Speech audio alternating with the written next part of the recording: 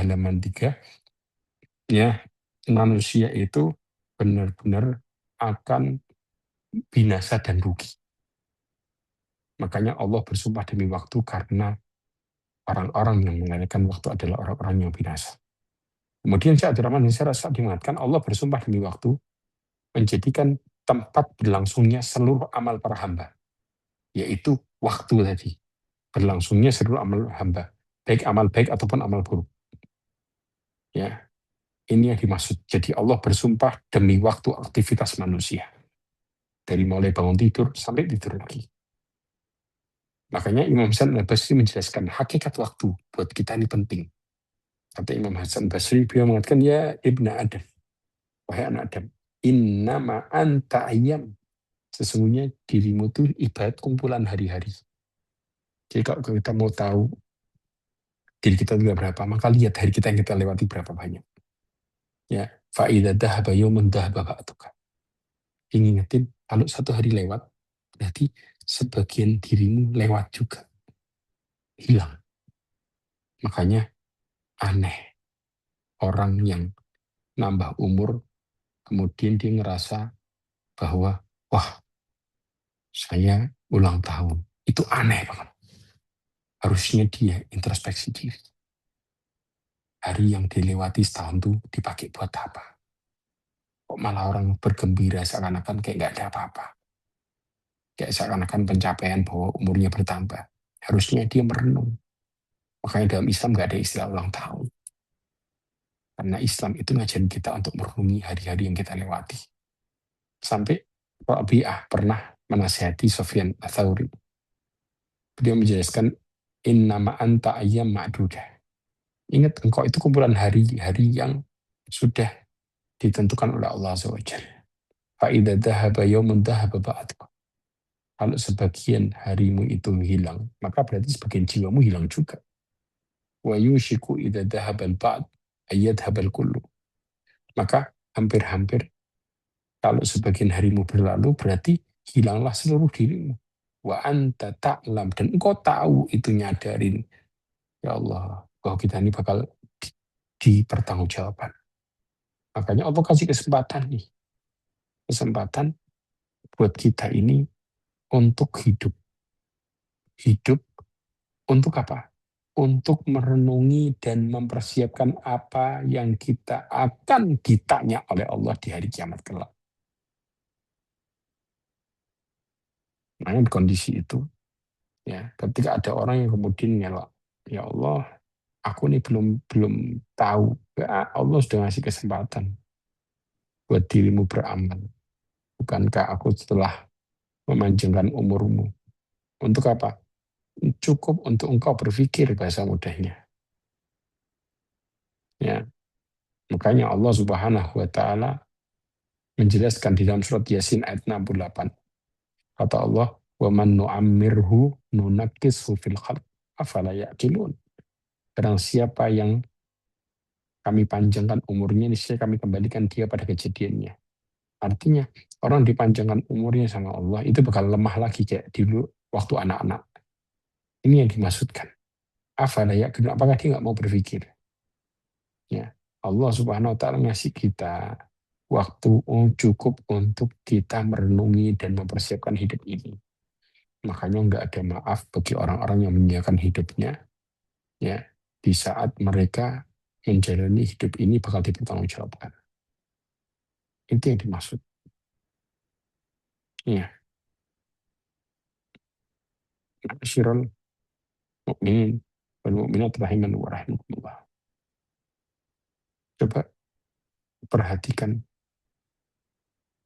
tentang bagaimana kehidupan ini tentang masalah waktu. Allah Subhanahu wa taala menjelaskan di dalam surat Fatir ayat 37. Kata Allah, wa hum yastarikhuna fiha rabbana akhrijna na'mal salihan ghairal ladzi kunna na'mal. Allah mengatakan, awalam nu'ammirkum may yatadzakkaru fihi man tadzakkara wa ja'akumun nadhir. Fadzuqu fama lidzalimina min nasir. Allah menjelaskan mereka berteriak di dalam neraka. Ngomong apa? Ya Allah, keluarkan kami, niscaya kami akan mengerjakan amal saleh. yang berlainan dengan yang dikerjakan. Kami kan taat sama engkau, pasti neraka. Apa kata Allah? Dan apakah kami tidak memanjangkan umurmu dalam waktu yang cukup untuk berpikir bagi orang yang mau berpikir? Berarti Allah sudah kasih kesempatan kita hidup untuk berpikir, dan Allah sudah kasih kita peringatan. Begitu waktunya habis dicabut, maka nggak ada lagi kata-kata saya belum siap. Allah sudah ngomong ini di surat Fatir ayat 37. Makanya kenapa Allah bersumpah demi waktu. Prinsipnya supaya kita berpikir apa yang sudah kita lewati dalam hidup dan apa yang kau sudah lakukan. Itu prinsipnya. Nah, ma'asyiral mukminin, ini rahimani wa rahimakumullah. Makanya orang tuh suka berpikir, lah terus kira-kira kehidupan yang kita jalani ini sebenarnya intinya apa sih? Ya, intinya apa? Coba perhatikan di surat Kahfi ayat 45. Allah mengatakan wadrib lahum mathalal hayati dunya kama in anzalnahu minas sama'i fahtalata bihi nabatul ardi fa asbaha hashiman tadruhu riyah wa kana Allahu ala kulli syai'in muqtadir. Dan buatkanlah untuk mereka perumpamaan kehidupan dunia. Ibaratnya kayak air hujan yang kami turunkan dari langit. Kemudian menyuburkan tumbuh-tumbuhan. Kemudian tumbuh-tumbuhan itu mengering, diterbangkan oleh angin. Dan Allah Maha Kuasa atas segala sesuatu. Maksudnya, saya ada orang mengatakan permisalan kehidupan dunia ini seperti hujan turun, kemudian subur tumbuh tanamannya, bunganya. Sehingga orang yang lihat senang. Dan kapan orang lihat senang dunia? Di awal. Bahwa dunia itu hijau di awal. Sejalan dengan umurmu, engkau gak akan pernah lihat dunia hijau terus. Mulai engkau merasakan, ada yang engkau gak bisa nikmati. Oh, nanti saya kena ini. Nanti gini, engkau mulai akan jinak kehilangan hijaunya dunia. Makanya kenapa Allah ibaratkan tanaman kering. Habis kering diterpa angin, alias engkau kehilangan semuanya. Cepat atau lambat, semua yang engkau dambakan akan hilang dari dunia. Yang tinggal sisa hanyalah amal soleh.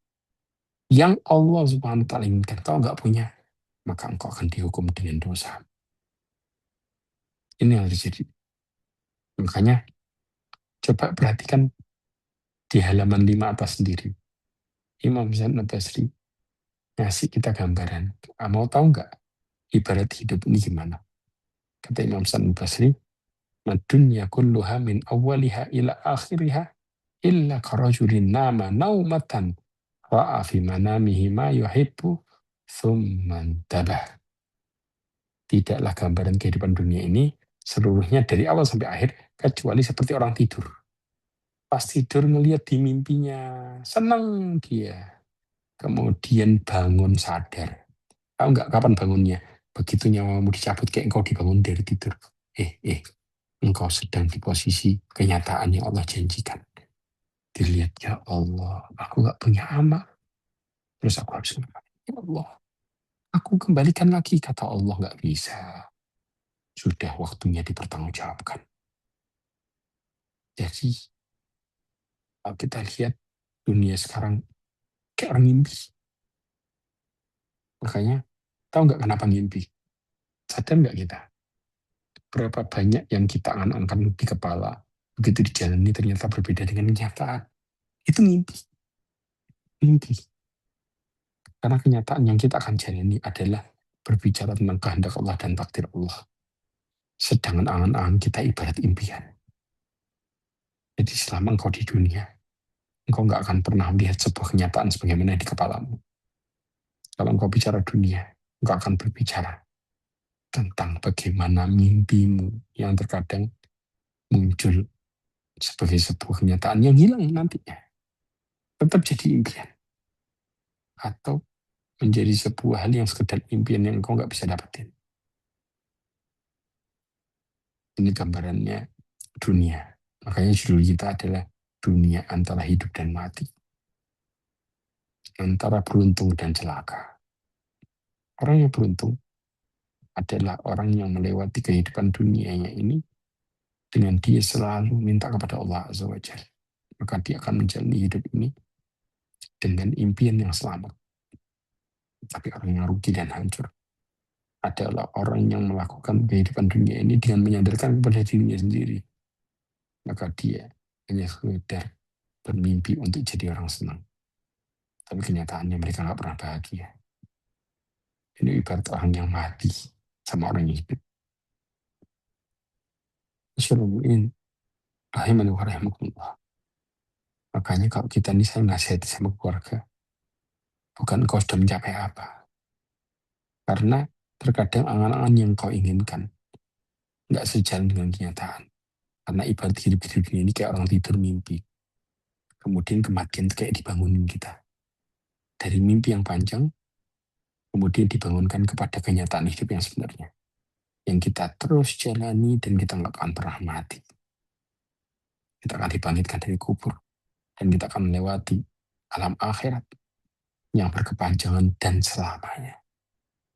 Itu istilah hidup yang sebenarnya. Nah, kemudian Al-Imam Ibnu Qayyim Al-Jauzi menjelaskan kenapa Allah bersumpah demi waktu. Ya, disebutkan bahwa Allah bersumpah demi al-asr karena waktu berlangsungnya seluruh amal, tempat terjadinya amal-amal, akibat dari amal-amal tersebut dan balasannya. Allah mengingatkan melalui permulaan penciptaan, yaitu Allah ciptakan waktu. Baru Allah ciptakan para pelakunya dan perbuatan mereka. Dan Allah ingatkan kita juga akan adanya hari kebangkitan pembalasan, di mana kekuasaan Allah tidak akan pernah lemah dari mulai permulaan sampai kemudian dibangkitkan. Allah memiliki hikmah di balik semua itu. Makanya dikatakan wal asr. Dan Allah bersumpah demi waktu, kata Syekh Saleh Fauzan, karena waktu mengandung keajaiban dan keistimewaan yang besar.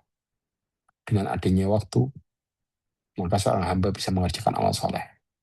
Dan juga bisa melakukan amal buruk juga. Karena ada waktu. Ketika nggak ada waktu, maka aku nggak bisa melakukan apa-apa. Makanya Allah SWT mengatakan dalam surat Al-Furqan ayat 62.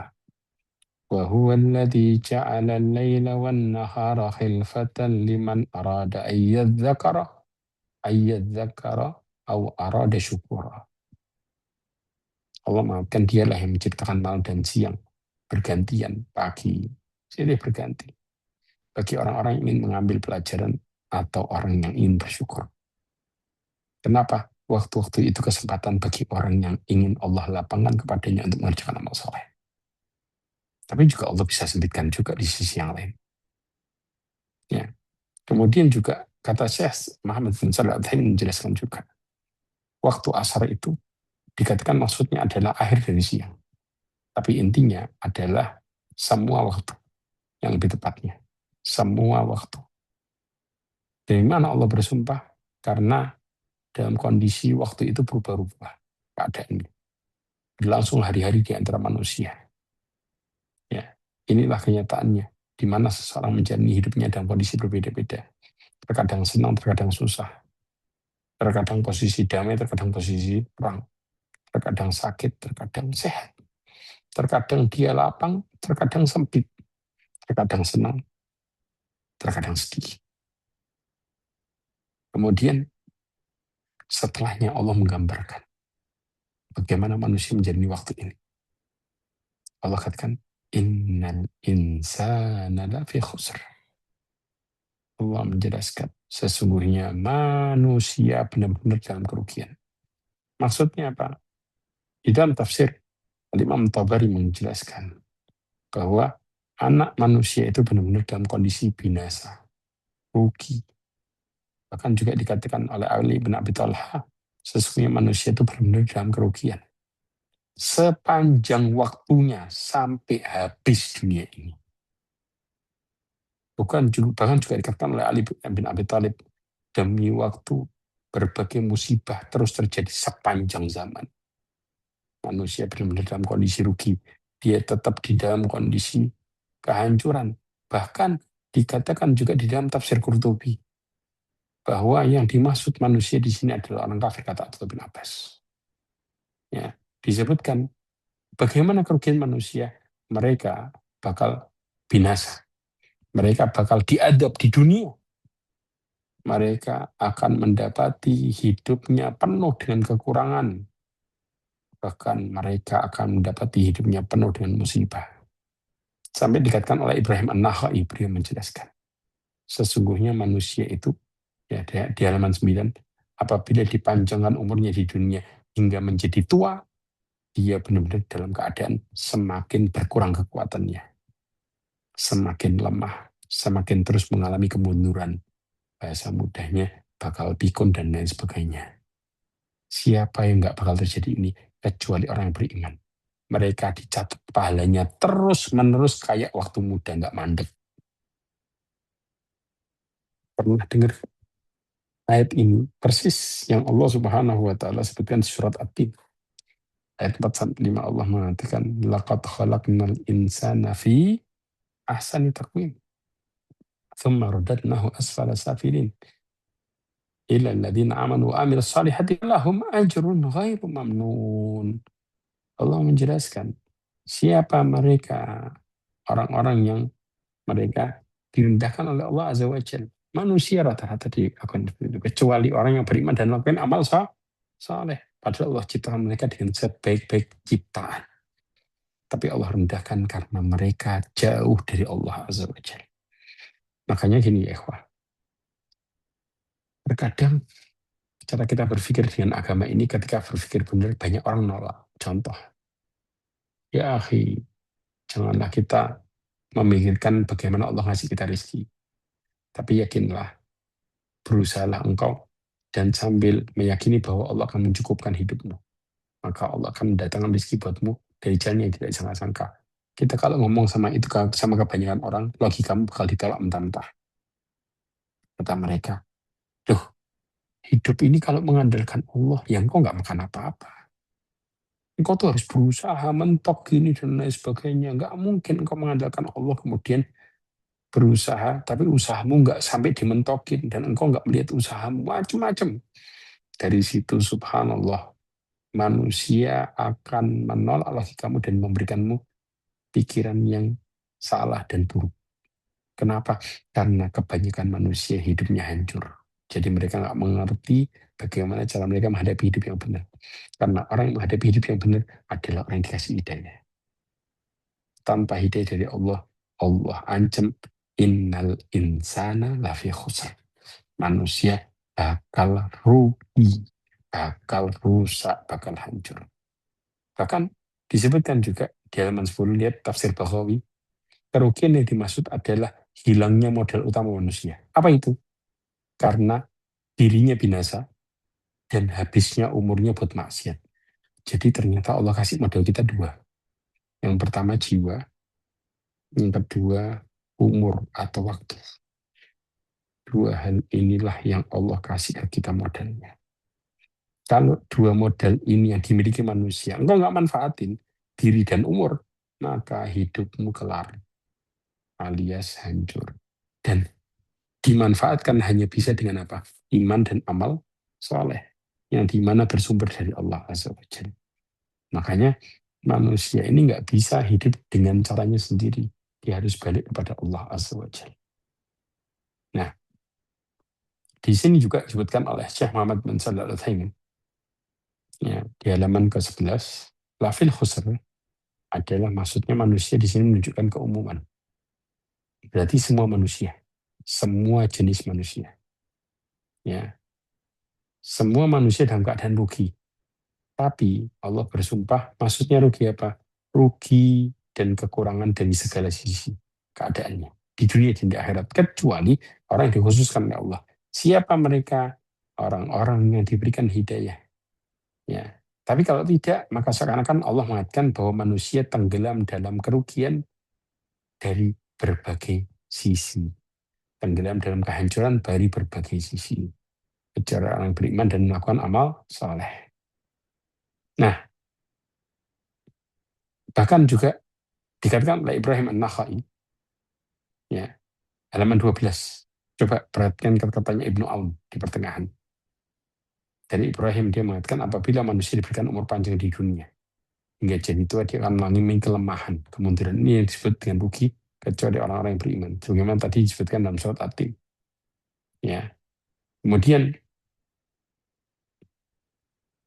lalu siapa mereka yang disebut sebagai orang-orang yang beriman? Illal ladzina amanu. Al-Imam Qurtubi mengatakan kata illal ladzina amanu di sini artinya pengecualian, yaitu hanya orang yang beriman. Kemudian orang-orang yang melakukan amal saleh. Ya, amal saleh yang dimaksud adalah di mana menunaikan kewajiban yang telah diwajibkan oleh Allah atas mereka. Mereka adalah sahabat Nabi Shallallahu Alaihi Wasallam seperti diriwayatkan oleh Ubay bin Ka'ab ketika aku membacakan surat Al-Asr di hadapan Rasulullah SAW, maka dijelaskan apakah tafsirannya, wahai Nabi SAW. Maka Rasulullah mengatakan demi waktu merupakan sumpah dari Allah. Tuhan kalian bersumpah demi waktu pada siang hari. Sesungguhnya manusia benar-benar dalam kerugian, yaitu Abu Jahal. Kecuali orang-orang yang beriman, yaitu Abu Bakar. Mengerjakan amal soleh, yaitu Umar bin Khattab. Saling menasihati dalam kebenaran, yaitu Utsman bin Affan. Saling menasihati dalam kebesaran, yaitu Ali bin Abi Thalib. Dan ini di antara tafsirannya, ya, dari disebutkan sebagaimana dalam tafsir Qurtubi. Jadi disebutkan oleh Nabi SAW masing-masing dengan contohnya. Nah, ma'asyiral mu'minin rahimani wa rahimakumullah. Bagaimana dikatakan di dalam tafsir At-Tabari? Kecuali orang-orang yang beriman dan mengucapkan amal soleh, yaitu kecuali orang-orang yang membenarkan Allah Subhanahu wa Ta'ala. Kecuali orang-orang yang mentauhidkan Allah Subhanahu wa Ta'ala, mengakui keesaan Allah Subhanahu wa Ta'ala, dan kewajiban mentaatinya, mengerjakan amal soleh, menunaikan berbagai macam kewajiban yang dibebankan kepada mereka, menjauhi segala bentuk kemaksiatan. Ini yang dimaksud dengan orang-orang yang beriman dan melakukan amal soleh. Dan Allah mengecualikan orang yang beriman, ya, dengan kata-kata manusia. Kenapa? Karena bukan hanya satu orang, tapi seluruh manusia. Itu yang dimaksud. Dan ini tafsiran ini mengarahkan kepada seluruh manusia. Nah, ma'asyiral mu'minin wal mu'minat rahimani wa rahimakumullah. Ya. Kemudian bagaimana konsep wa tawasau bil haq, saling menasihati dalam kebenaran. Dikatakan oleh Al-Imam Hasan Al-Basri, yaitu saya menasihati dalam kebenaran yang dimaksud adalah Al-Quran. Kalau nasihat kita sumbernya adalah Al-Quran, maka kita pada prinsipnya saling menasihati dalam kebenaran. Ada sebuah konteks gini, pernah nggak ngerasain kita di posisi sedang dalam kondisi taat sama Allah, dekat sama Allah, tapi kita sedang menghadapi kedoliman, bahkan kedoliman keluarga sendiri. Terus solusinya bagaimana? Kita sedang dekat sama Allah, tapi kita dalam kondisi didolimi sama orang. Kita harus ngapain? Tahu nggak Islam jawabnya apa? Jawabannya, silahkan berbuat baik sama orang dolim. Ya, silahkan berbuat baik sama orang dolim. Itu disebutkan di dalam hadis Nabi SAW. Kalau secara logika, maka nggak akan pernah diterima sama akal. Ustaz, kok orang dolim sama kita, kok disuruh berbuat baik sama dia? Nah, kan dia dolim. Kenapa harus berbuat baik? Nggak mungkin kita bisa berbuat baik sama orang dolim. Saya sudah berbuat baik, tapi didolimi terus. Jawabannya, terus berbuat baik. Di sini ada konsep iman dan amal soleh. Saya kasih makalahnya, supaya kita bisa merenung. Ngukur, kalau kita yakin sama Allah, kita akan bisa nerima di sini. Tapi kalau kita ngukur dengan akal kita, nggak akan pernah kita bisa menerima di sini. Hadis yang luar biasa. memberikan solusi bahwa di setiap kezaliman yang terjadi dalam diri kita, yang berlaku zalim adalah keluarga kita, jawabannya silahkan berbuat baik sama orang zalim. Ini di sini. Sebentar.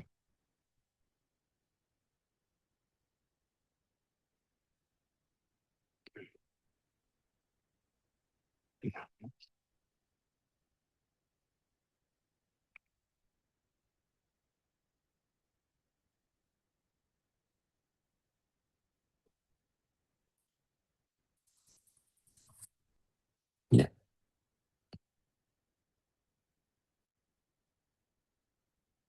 ya. Coba dibuka. Sudah saya kirim di grup. Silahkan dibuka halaman 5. Halaman 5 dari Abu Hurairah. Monggo ada yang baca? Silahkan. Ini kayaknya yang mungkin yang mau baca Pak Aji, monggo.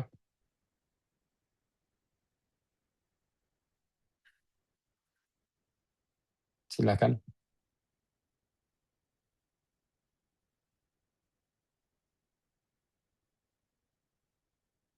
Hmm. Pak Aji,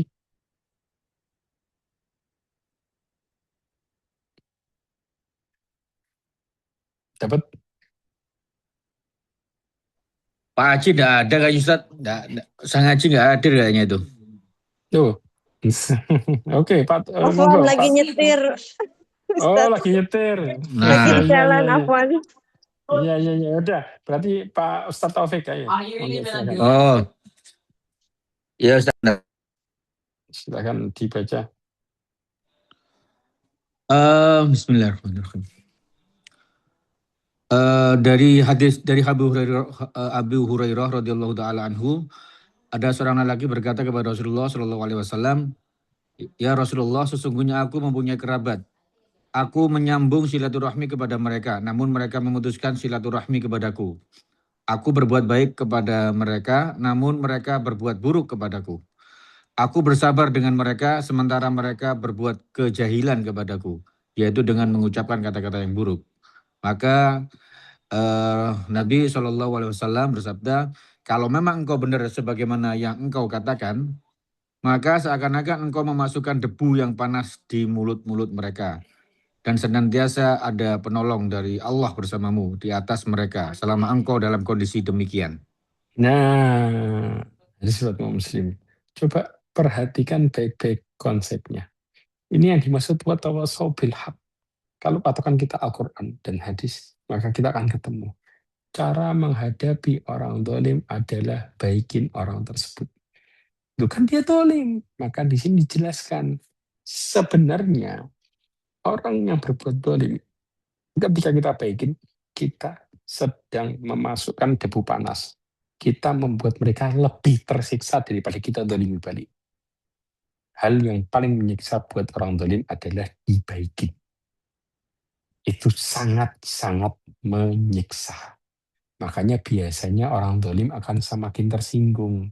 Kenapa engkau kok kayak gini?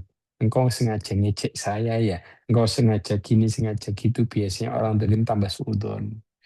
Nanti akan muncul titik puncak yang dimana dia sudah nggak kuat dibaikin. Akhirnya dia sadar dan berubah dapat hidayah. Dan Rasulullah menjelaskan, engkau akan ditolong oleh Allah Azza wa Jalla. Allah akan memperhatikan dirimu, nolong dirimu terus selama engkau berbuat baik sama orang dolim. Makanya hadis ini kalau secara akal susah buat diterima. Tapi begitu kita yakin bahwa Allah bakal nolong, Allah akan buat kita tenang, kita akan terus minta tolong sama Allah, kita akan lakuin ini.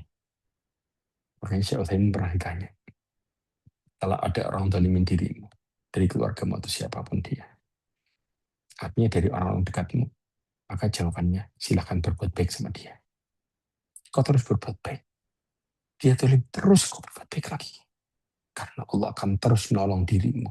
Terus akan menjadikan hidupmu beruntung. Terus engkau akan diperhatikan. Selama engkau bersikap seperti itu. Karena inti hidup ini bukan bagaimana orang ke kita. Ya, ingat, manusia itu binasa bakal. Tapi inti hidup ini, bagaimana sikap kita ke Allah. Kalau engkau benar-benar kembali sama Allah, baru Allah kasih kehidupan benar. Yang dimana semua jawabannya itu ada di tangan Allah Azza wa Jalla. Tapi kalau semua manusia menganggap dirimu baik, tapi Allah menganggap engkau adalah orang-orang yang buruk, dan engkau adalah orang-orang yang khianat kepada Allah, maka nggak akan pernah ada titik keselamatan buat dirimu. Tidak ada celah selamat. Walaupun orang menganggap dirimu baik, orang menganggap dirimu adalah seorang pahlawan. Orang menganggap dirimu adalah seseorang yang begitu berjasa. Tapi Allah nggak akan pernah menganggap dirimu baik. Maka engkau nggak beruntung. Ingat ini baik-baik. Makanya Allah mengatakan manusia bakal merugi semuanya. Kecuali orang yang beriman kepada Allah. Beriman. Walaupun mereka akan Allah tolong. Karena kebaikan yang sebenarnya dan yang bisa merubah diri kita adalah kebaikan yang datang dari Allah Azza wa Jalla. Bukan kebaikan yang datang dari kita sendiri dan mengatakan orang komentar di kita baik. Makanya kenapa orang mukmin itu prinsipnya dikatakan wala yakhafuna laumata laim. Mereka nggak akan pernah takut celaan manusia. Karena mereka meyakini bahwa pertolongan dan keberuntungan itu bersumber dari Allah. Bersumber dari bagaimana pandangan Allah ke kita. Bukan pandangan orang ke kita. Karena banyak orang yang dipuji tapi hidupnya rusak. Dipuji sama manusia, dia dianggap baik. Bahkan ingat baik-baik, kita pernah bahas manusia pertama penghuni neraka justru orang yang dianggap baik sama manusia. Orang mati syahid, orang yang dianggap ulama, orang yang dianggap ahli baca Quran, orang yang dianggap dermawan. Itu yang menjadi penghuni neraka pertama kali. Bahkan kalau Allah Subhanahu wa taala, ingat baik-baik, kalau Allah telah menjadikan manusia sebagai orang yang dijamin dengan neraka, maka Allah akan pastikan mereka akan hidup di dunia kayak neraka. Makanya tahu nggak berapa banyak di antara kita tuh kan ada ngeluh. Ngeluhnya gimana? Saya ini sudah ibadah, saya ini sudah taat sama Allah. Tapi kenapa Allah Subhanahu wa taala masih menjadikan hidup saya susah? Jawabannya karena ada yang salah dalam ibadahmu. Ya, itu dia. Karena ada yang salah dalam ibadahmu. Ketika engkau melakukan ini, maka engkau nggak akan pernah mendapatkan jalan keluar sama sekali. Karena ada hal yang Allah nggak ridho.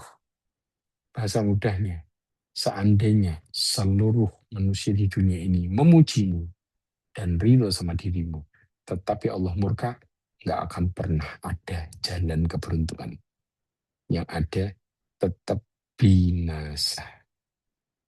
Tapi kalau seandainya semua orang di dunia ini benci sama dirimu, tapi Allah ridho, maka hidupmu bakal beruntung selamanya. Sejalan dengan keridhaan Allah terhadap diri kita. Berarti yang kita cari apa dalam hidup ini? Pandangan manusia atau ridhonya Allah? Jawabannya kita tahu masing-masing. Makanya kenapa Allah sebutkan illalladzina amanu, kecuali orang-orang yang beriman. Kemudian ma'asyiral mu'min rahimani wa rahimakumullah. Saya ingin menjelaskan sedikit tentang bagaimana permulaan amal soleh. Ketika kita berbicara tentang permulaan amal soleh, maka jawabannya kita berbicara tentang apa? Tentang orang-orang yang beriman sebenarnya. Lihat baik-baik.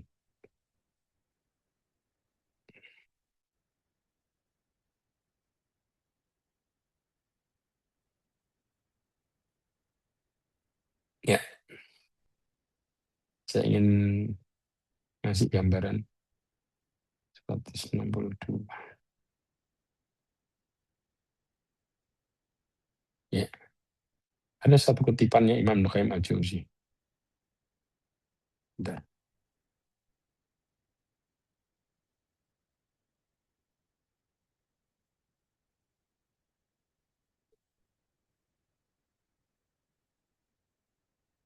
100.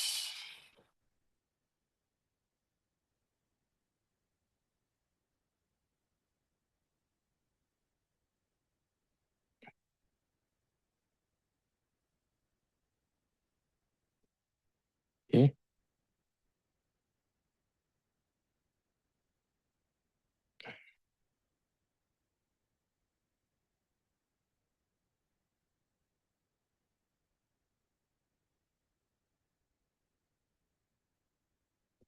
saya kirim. Ya, coba dibaca. Monggo, Pak Taufik. Apa kata Imam Ibrahim Al-Jauzi? Ada di grup. Halaman berapa, Ustaz? Itu, satu halaman itu. Oh, entar. Dibuka dulu, Ustaz.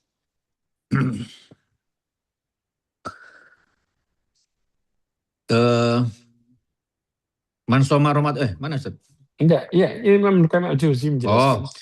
Imam Ibnul Qayyim Berkata, rahimahullah berkata, semua amalan memiliki permulaan dan tujuan akhir. Maka satu amalan tidaklah dianggap sebagai bentuk ketaatan dan ibadah yang mendekatkan diri kepada Allah Azza wa Jalla, kecuali apabila bersumber dari keimanan. Artinya, dorongan utama melakukan amalan tersebut adalah keimanan, bukan kebiasaan, mengikuti hawa nafsu, atau keinginan untuk mendapatkan pujian dan kedudukan. Jadi, permulaannya adalah keimanan dan tujuan akhirnya adalah meraih pahala dari Allah Azza wa Jalla serta mengharap keridhoannya atau yang disebut dengan ihtisab. Oleh karena itu, banyak kita dapatkan kata iman dan ihtisab datang secara bersamaan. Seperti contoh berikut, man shoma ramadhana imanan wa ihtisaban. Barang siapa yang puasa Ramadan dengan penuh keimanan dan mengharap pahala atau ihtisab. Nah, seperti itu, Ustaz. Lanjut, ya, Ustaz. oke. Enggak cukup insya Allah. Di sini berarti menunjukkan bahwa prinsipnya Allah Subhanahu wa taala ya itu memberikan kepada kita dalam beramal ini ada 2 poin penting. Yang pertama sebagai dasaran awal yaitu iman. Kalau kita melakukan amal tanpa ada iman, cuman mengandalkan kebiasaan, jawabannya Allah Ta'ala. Ditolak sama Allah. Makanya maaf. Saya mau tanya, kita selama ini sholat, puasa, dan yang lainnya mengandalkan iman atau kebiasaan? Kebanyakan. Iman atau biasa? Yang mana? Kebiasaan biasanya, Ustaz. Karena kalau dari Kebiasaan. ya Itu dia. Ini yang membuat kita kayak hidup jalan di tempat, nggak ngerasain apa-apa. Sadar atau enggak? Makanya kenapa hawa nafsunya masuk. Akhirnya kepingin dianggap baik masuk. Macam-macam godaan setan masuk karena berdasarkan kebiasaan. Padahal dorongan utamanya adalah iman. Engkau yakin sama Allah. Engkau yakin Allah bakal nolong. Engkau yakin Allah memperhatikan. Engkau yakin Allah yang nyuruh. Engkau yakin Allah SWT sedang melihat dirimu dalam hidup ini. Dan memperhatikan apa yang engkau sedang kerjakan dan apa yang engkau sedang ingin raih. Subhanallah. Makanya penting banget. Setelah itu baru tujuannya apa? Mengharapkan pahala. Karena dari pahala Allah akan ridho. Dari pahala Allah akan merahmati kita. Itu yang dimaksud. Dua hal ini harus ada. Makanya kenapa Allah mengatakan illalladzina amanu, kecuali orang yang beriman.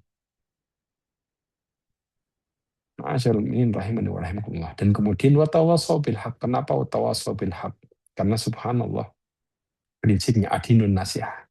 Agama itu nasihat demi Allah. Ya, wah, semuanya.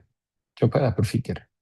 Orang yang nasihati keluarganya dalam masalah agama, paling tidak kalau dia nggak bisa, dia ngajak keluarganya buat ikut kajian.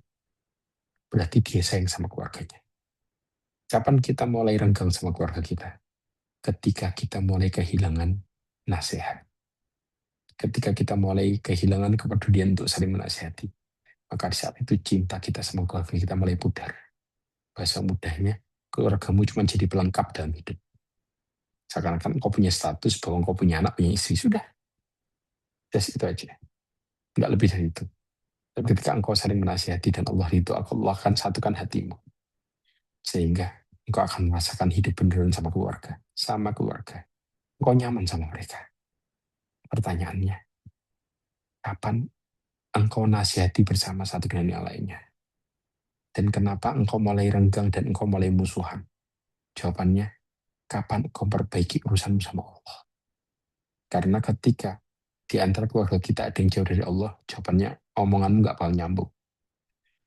Ya, kalau kita sama suami kita contoh, atau istri sama suami dalam kondisi jauh, jauh, ya, maka jauh dari Allah maksudnya, maka omonganmu nggak bakal nyambung walaupun kau cari topik sekalipun.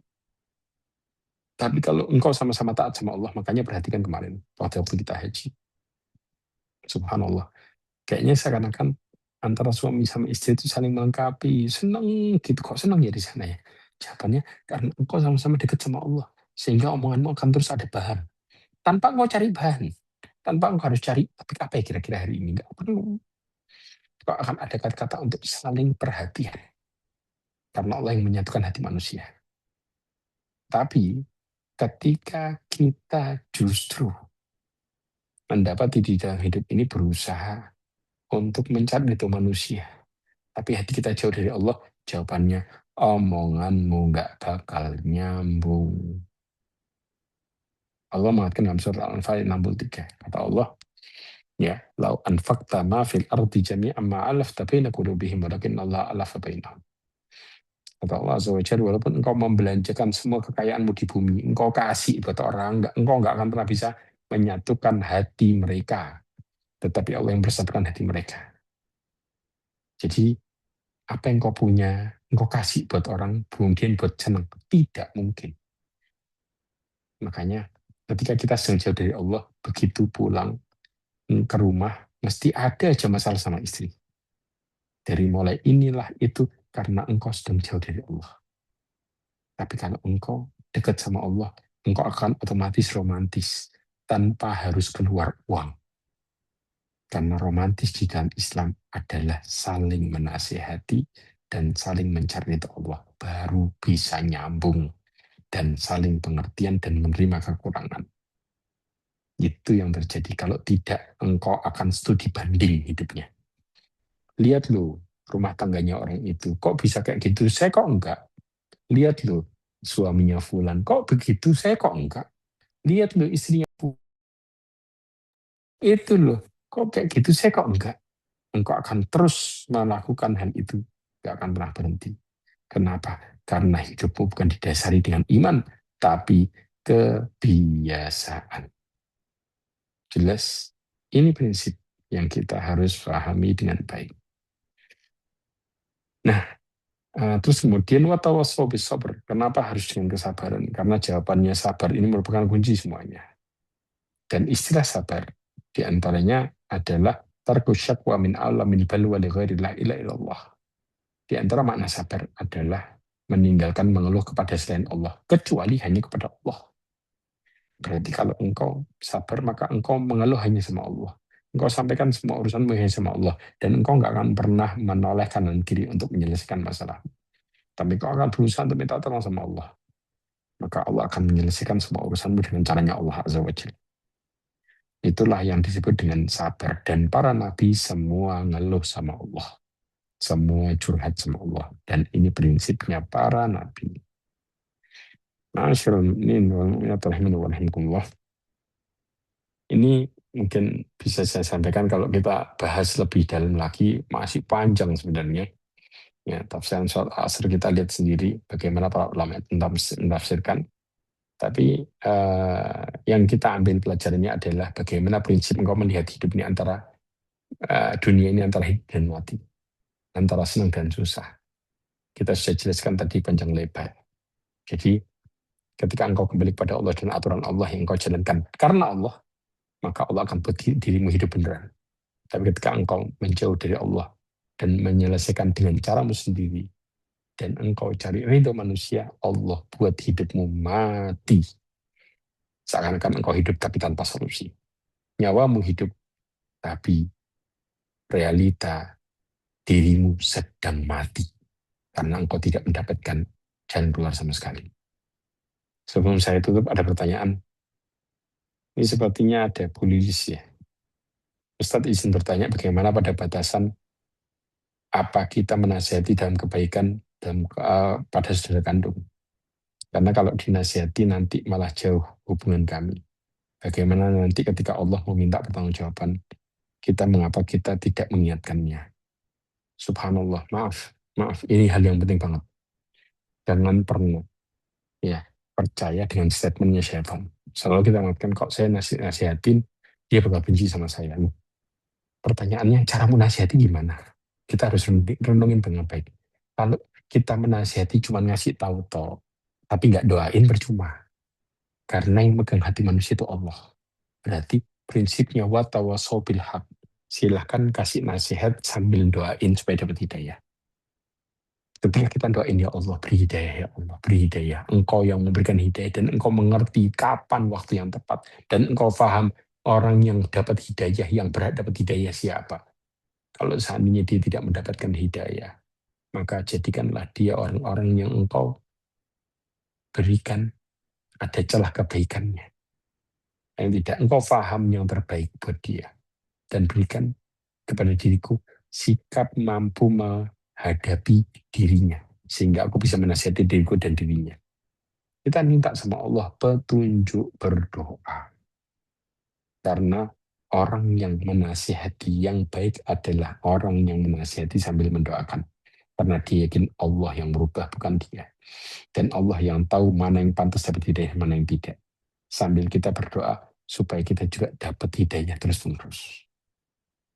Jangan pernah mulai beralibi dalam kondisi apa?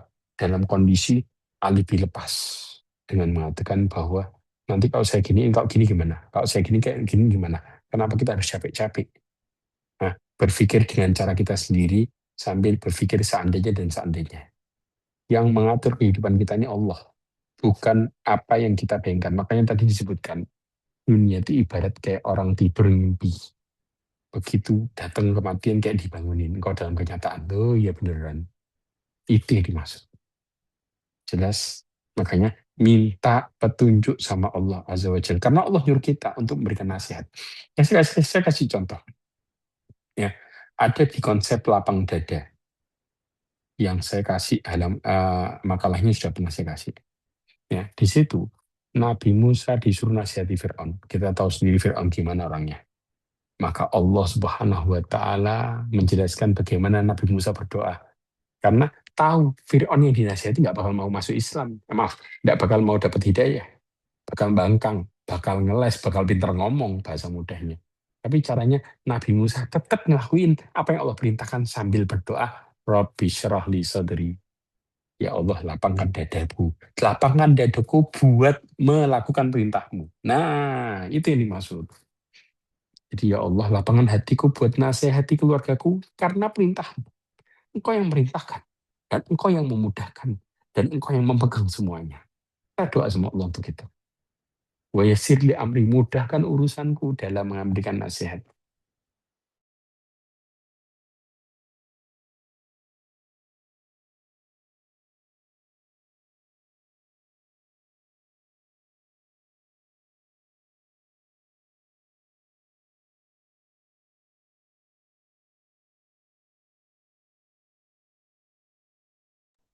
Putus ya Ustaz.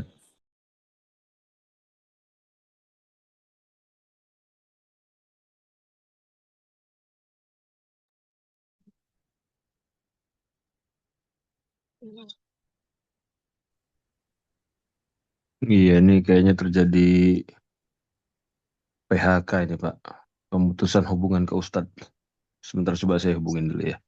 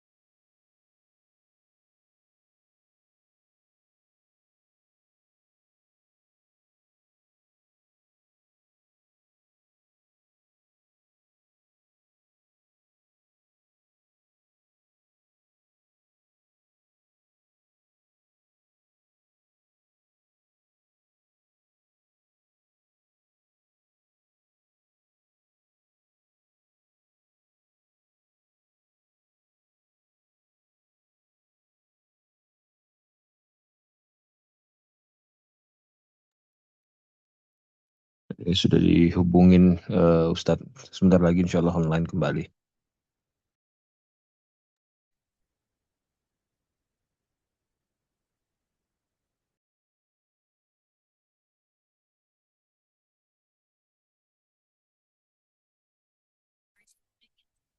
Iya, maaf tadi keputus. Masya Allah, subhanallah.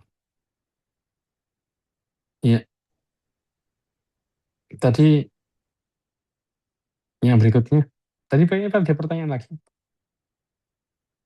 Coba pertanyaannya dikirim ulang. Mana pertanyaan? Ada tadi pertanyaan dari Bu Kartika kayaknya. Ada Dari nggak tadi? dari chat. Ada Dari chat. yang Chat Ustaz, Mbak Tika udah ngechat. Iya, coba di chat. Oh, dari chat itu. Nggih Ustaz, chat.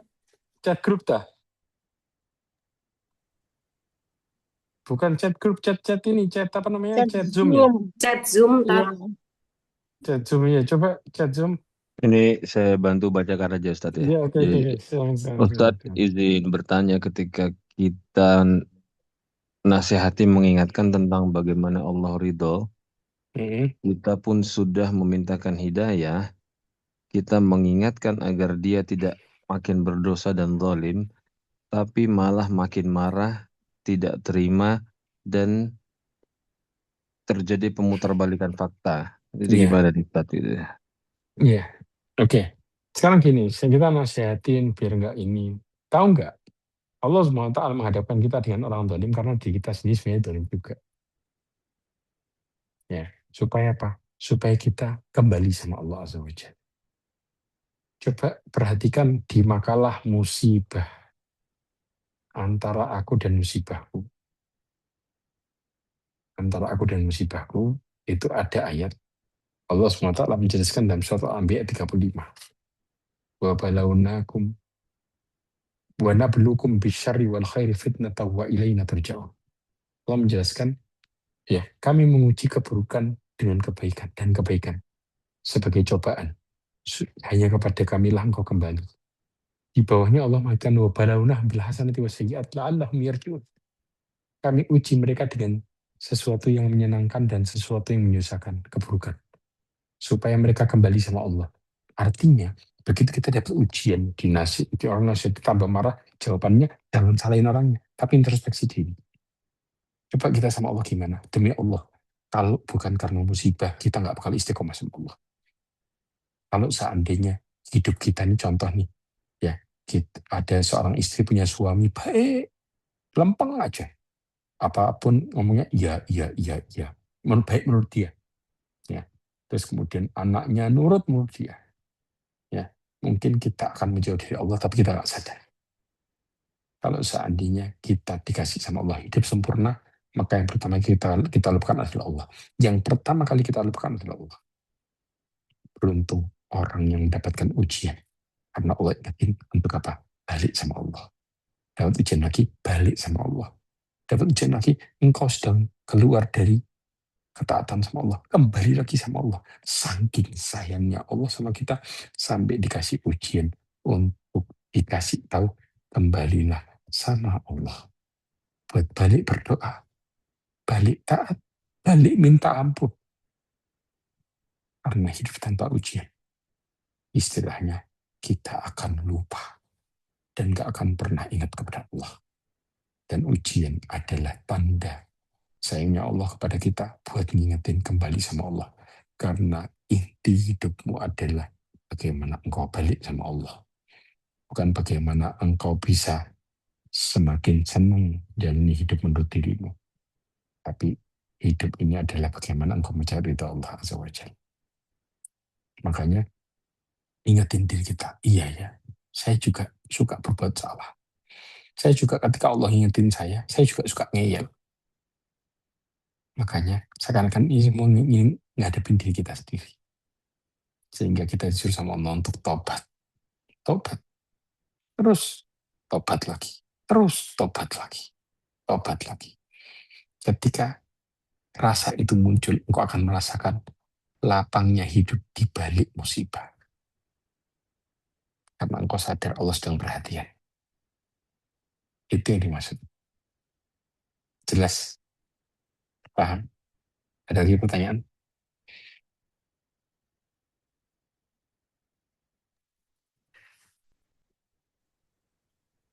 Ada lagi? Jadi jangan pernah selesaikan dengan cara kita sendiri. Ini pantangan. Iya. Ada lagi? Ya Ustaz, ini mengenai tadi Ustaz ulasan mengenai bahwa kita bersabar terhadap orang yang bertindak zalim kepada kita, ataupun dari pertanyaan yang tadi itu mengatakan bahwa kita menasihati, akhirnya mereka memutarbalikkan fakta, artinya kita harus introspeksi diri. Ini kan hubungannya antar individu Ustaz ya. Tapi kalau misalkan dalam skala lebih luas ke pemerintah, misalkan yang lagi viral sekarang ini kan, kita ini sebagai warga negara, setiap apa yang kita beli, setiap bahkan dari gaji yang kita terima itu ada pajaknya, semua ada pajaknya, makan ada pajak, semua akan minum semua ada pajaknya. Kemudian kita tahu itu di media sosial atau di berita-berita korupsi sedemikian oleh rezim seperti itu. Dan kita kayaknya nggak ridho gitu kan. Dengan kezoliman yang dilakukan pemerintah yang seperti itu. Akhirnya beberapa elemen masyarakat melakukan koreksi dengan demo dan sebagainya. Dan kita kayak geram hati kita itu kan Mas Ustaz. Iya. Dengan apa namanya, dengan rezim pemerintah yang seperti yang kita saksikan. Nah kita ini sikap kita sebenarnya seperti apa Ustaz ya? Kan, itu Ustaz. Masya Allah, ini pertanyaan yang luar biasa. Oke, saya kasih makalahnya, silakan dibaca pelan-pelan. Sebentar. Saya kasih potongan makalah ya, ini bukan makalah utuh, tapi potongan aja. Ya, coba dibaca apa katanya Ibnu Qayyim Al-Jauzi di halaman kedua. Saya kasih 2 halaman tuh. Coba dibaca di halaman kedua.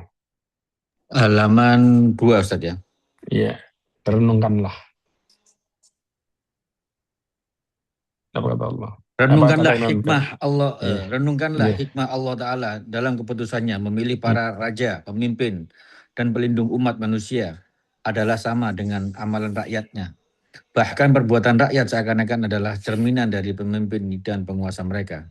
Jika rakyat lurus, maka akan lurus juga penguasa mereka. Jika rakyat adil, maka akan adil pula penguasa mereka. Namun, jika rakyat berbuat zalim, maka penguasa mereka akan ikut berbuat zalim. Jika tampak tindak penipuan di tengah-tengah rakyat, maka demikian pula hal itu akan terjadi pada pemimpin mereka. Jika rakyat menolak hak-hak Allah dan enggan memenuhinya, maka para pemimpin juga enggan melaksanakan hak-hak rakyat dan enggan menerapkannya. Terus, jika dalam muamalah rakyat mengambil sesuatu dari orang-orang lemah, maka pemimpin mereka akan mengambil mengambil hak yang bukan haknya dari rakyatnya, serta akan membebani mereka dengan tugas yang berat. Setiap yang rakyat ambil dari orang-orang lemah, maka akan diambil pula oleh pemimpin mereka dari mereka dengan paksaan. Dengan demikian, setiap amal perbuatan rakyat akan tercermin pada amalan penguasa mereka. Berdasarkan hikmah Allah, seorang pemimpin yang jahat dan keji hanyalah diangkat sebagaimana keadaan rakyatnya. Nah, dari sini berarti mungkin nggak ketika kebanyakan orang zalim dapat pemimpin adil, mungkin nggak? Nggak mungkin Ustaz. Mungkin apa enggak? Nggak mungkin kan? Nggak mungkin ya. Nggak mungkin. Tapi ingat, ketika kita dari mulai rumah kita sendiri, kita taat sama Allah, walaupun kondisinya carut marut, Allah tetap membuat kita ngerasa tenang dengan carut marut itu. Jadi perasaan kita sekarang itu persis kayak kita siap kita sama Allah. Allah perlakukan persis. Kayak contoh-contoh, zaman Ali bin Abi Thalib, banyak rakyat yang protes. Orang-orang Khawarij merasa Ali nggak adil dan sebagainya. Padahal Ali orang yang takut sama Allah Azza wa Jalla. Jadi perasaan rakyat ini berbagai macam, persis kayak sikap mereka sama Allah. Persis kayak Allah kasih gambaran. Jadi kita ini kayak mencerminkan kepada diri kita sendiri. Apa yang kita lakukan, yaitu sikap kita. Kalau kita ngerasa kayak orang ditipu, ya kita kadang-kadang suka nipu Allah. Sehingga Allah buat balik. Kalau kita ngerasa didolimi, karena kita suka berbuat dolim. Kalau kita ngerasa diambil paksa apa yang kita punya, karena kita suka ambil paksa apa yang menjadi hak orang lain, tanpa terasa. Seakan-akan Allah nyuruh kita, apa yang kita rasakan sekarang adalah bentuk introspeksi kita. Dan kita harus memperbaiki itu. Karena nggak akan pernah ada solusi ketika engkau membicarakan pemimpin dalam 24 jam. Dalam seluruh hidupmu, nggak akan pemimpin itu berubah sebelum diri kita berubah. Berarti nggak boleh demo Ustaz ya? Percuma. Pertanyaannya, semakin kudeta akan semakin Allah buat pemimpin tambah dolim. Itu realitanya. Nggak akan pernah berubah. Pemimpin itu jangan lihat yang jauh-jauh yang besar. Dari mulai rumah aja lah. Ketika seorang istri merasa didolimi karena dia terkadang dolim. Sehingga Allah kasih pemimpinnya suaminya yang seperti itu. Nggak jauh. Allah yang memberikan gambaran. Supaya dikembali kepada Allah Azza wa Jalla. Terus bagaimana dengan kondisi Asia? Asia yang bertakwa sama Allah. Makanya Asia ketika disiksa sama Fir'aun, Allah tampakkan surga di mata Asia. Maka Asia pun berdoa kepada Allah.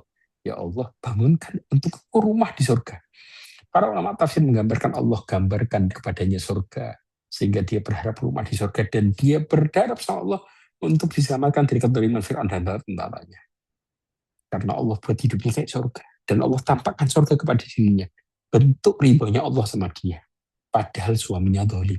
Tapi Allah buat di balik kedoliman suaminya dia tetap tenang. Karena Allah perlihatkan surgamu di depanmu. Surgamu di depanmu. Tapi walaupun suamimu baik, istrimu baik, tapi kalau engkau dolim, maka seakan-akan mereka kayak berbuat dolim sama dirimu. Kayak balasannya. Jelas sekarang. Tapi yang harus diperbaiki siapa? Ya, kita sendiri Ustaz. Betul. Itu jawabannya. Cukup insya Allah. Ya, semuanya apapun kembalinya harus introspeksi diri sendiri Ustaz ya. Betul. Karena Allah yang memperlakukan setiap individual manusia dengan berbeda-beda. Sebagaimana sikap mereka sama Allah Azza wa Jalla. Persis. Makanya perasaannya beda-beda macam-macam. Jelas. Nah, oke. Ya, Ustaz. Cukup insya Allah. Nggak ada pertanyaan. Ya. Mungkin ini bisa saya sampaikan. Kurang lebihnya mohon maaf. Mudah-mudahan ini bisa menjadi berkelanjutan lagi. Kita akan terus belajar dengan berbagai macam materinya. Mungkin mau request materi silahkan. Wallahu a'lam bishawab. Subhanakallahumma wa bihamdika asyhadu an la ilaha illa anta astaghfiruka wa atubu ilaik. Assalamualaikum warahmatullahi wabarakatuh. Waalaikumsalam warahmatullahi wabarakatuh. Waalaikumsalam warahmatullahi wabarakatuh. Insya Allah. Terasa masih di